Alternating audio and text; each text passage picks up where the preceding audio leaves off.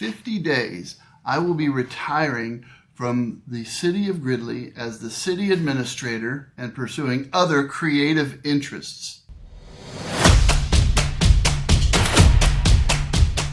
So technically, it's 31 work days until I retire on December 21st at close of business, assuming I don't take any other time off. And do I need to say that I'm pretty excited about that? I'm pretty excited about that. I was thinking about taking the camera and my YouTube channel to City Hall today and getting some fun interactions with city staff and department heads, but I've decided it's still the best policy to keep these two things separate. There are some folks who might take exception to me bringing the camera and the channel into City Hall, so I'm not going to do it. We're going to keep things separate for now. That way, nobody gets upset. And that's just probably the best policy. Now, I've had a growing number of people telling me, Cliff, you look too young to retire. I don't know, do I? Maybe it's just my Ron Howard appearance. But I've always considered retirement to be more a function of financial and personal preparedness than a function of age. That's just my personal opinion, and that's what works for me, so that's what I'm going to do. 50 days, I'm retiring. But as you may know, I've already retired once from the Army Reserve. Way back in 2013, I retired from the Army Reserve after spending almost 30 years in the uniform. At the time, I had 2 teenage sons and a long list of chores here around my place that weren't doing themselves. I wanted to be able to recover time, take time back, and apply that time to my sons and making sure that I was producing responsible young men to send out into the world. I'm very proud of them. They've done great. And I would have to say, clearly, their mom did a fantastic job with them. I think they're great young men, husbands and fathers. But my decision then, as it is now, was primarily focused on reclaiming time to be able to apply that time to things that were priorities to me. And of course, top of that list is always going to be my family. We're empty nesters now, but there's still a range of personal priorities with respect to my family that I am impressed to focus on. I recently did a video announcing my impending retirement. It was 100 days until I retire or something like that. You can check out that video here. I did that video at the 100-day mark, and now I'm at the 50-day mark. It's getting more and more real for me, and I'm pretty excited about what it represents to me and my family. So I wanted to sit down and just have a heart-to-heart with you and relate to you here in this format on my channel what it is going to represent to me and the things that I'm thinking and feeling about it right now. Maybe some of you have already experienced this particular transition. Maybe, like myself, some of you are coming up on it. And it's kind of a big deal. It represents a huge change in the seasons of our lives. I guess for some people, the prospect of retirement represents fishing, more leisure time, sleeping in, taking naps, and pursuing hobbies and personal interests. And while it certainly represents some of that to me, it's primarily about reclaiming time. You know, in our work lives, in our career, we trade time for dollars, literally. And more, time is of increasing value to me. And we only get so many days here on Earth to be able to make a difference in the lives of the people who are most important to us, and to be able to positively impact and influence the world around us and our communities. I am really looking forward to being able to reclaim time and being able to apply that to areas of my life that are personal priorities for me. And we'll get into some of that here in this conversation. Of course, the top thing on my list is my family, being able to invest time, energy, and effort into my family. But I also look forward to being able to invest energy and effort and focus into the development of this channel and my business and entrepreneurial interests. I feel like entrepreneurial is a word that I shouldn't say. It's like a $10 word, but I did, and I can't take it back. It's out there, there you go. But having that time, to me, is a high priority and a privilege to be able to have and apply to those priorities. Applying my time to being present for my family is something that I've thought a lot about.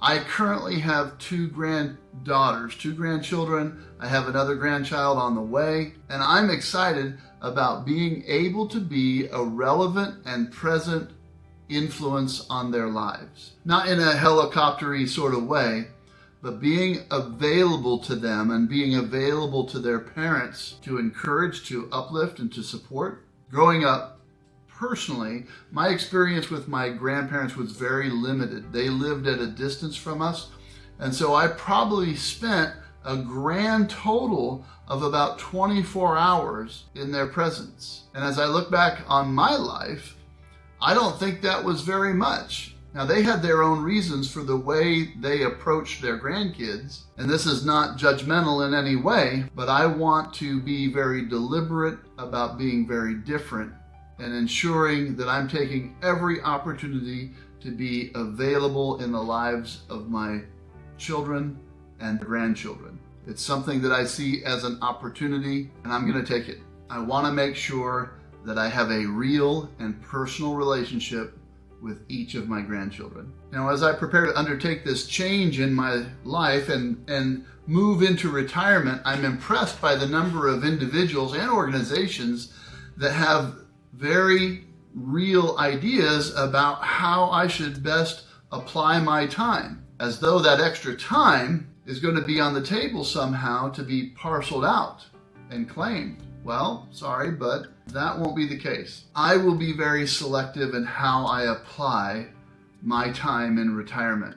I still am a firm believer in serving my community and my country, in providing service to other people who stand in need. However, I will be very selective and targeted about how I use my time. It becomes one of the most precious things that I have to apply. And I want to apply some of that to growing this channel, growing this community, seeing more of our world and sharing that with you here. And I also want to enhance my skills at videography and cinematography and apply those within my business. My retirement schedule should also allow me to get back into the gym and get my fitness squared away, because I want to have a long, healthy life and be able to meddle in the lives of my grandchildren and my kids for a very, very long time. And if you've watched my channel at all, you know that I like to do military space available travel. I'm looking forward to doing a lot more military space available travel, having experiences and adventures and sharing those with you here.